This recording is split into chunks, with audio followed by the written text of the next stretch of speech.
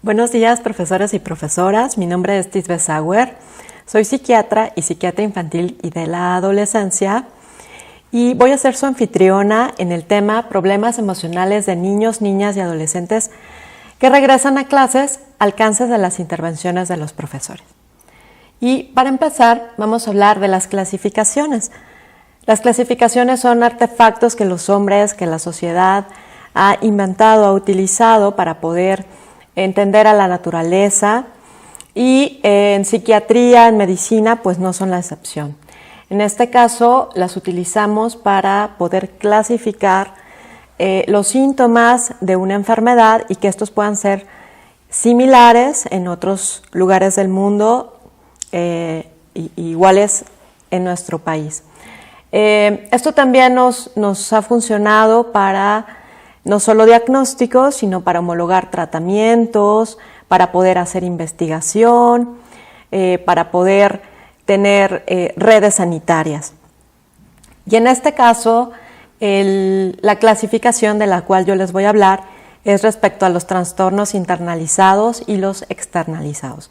Los trastornos internalizados son comportamientos y alteraciones psicológicas del ámbito emocional y cuyas expresiones se dirigen hacia el propio individuo, causándole daño a su mundo interno. Por eso son un poco difíciles de ser captados por los padres, los maestros o por las personas que viven alrededor de quien sufre el padecimiento. Y los trastornos externalizados son comportamientos y alteraciones psicológicas del ámbito conductual, cuyas manifestaciones producen conflicto o daño en el entorno y en otros. Ahí les puse un ejemplo de trastornos internalizados, como lo son la depresión y la ansiedad, de las cuales vamos a hablar el día de hoy, y los trastornos externalizados, como el trastorno por déficit de atención o el trastorno oposicionista y desafiante u otros trastornos de conducta, que son más fáciles percibirlos por los padres o por los maestros, pues porque el menor, el niño, la persona tiene esa dificultad de comportarse hacia los demás. Les voy a platicar de la epidemiología.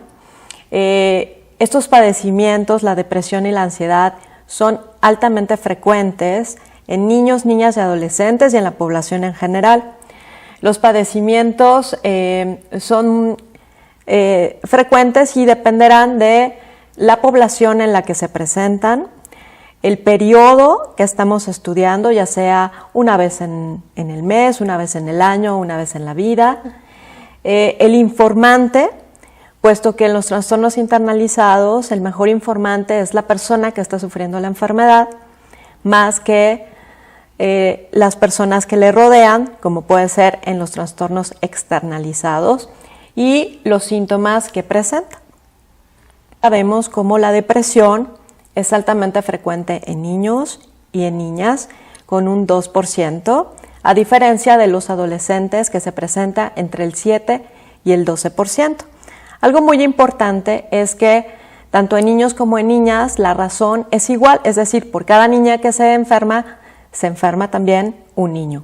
Pero en los adolescentes es distinto, es decir, ahí la razón se encuentra 1-2. Es decir, las mujeres tienen un doble riesgo de enfermar de depresión en relación con los varones. También es muy importante mencionar que del 5 al 10% de los niños, niñas y adolescentes presentan síntomas subsindromales de depresión. Esto es muy importante porque al no llegarlos a detectar, pues este porcentaje de pacientes no recibe tratamiento. Con respecto a la ansiedad, pues la frecuencia es más alta. Está entre un 14.3%, y algo muy importante es que se presenta a más temprana edad que la depresión. Así que vamos a ver con alta frecuencia estos trastornos en los niños y niñas.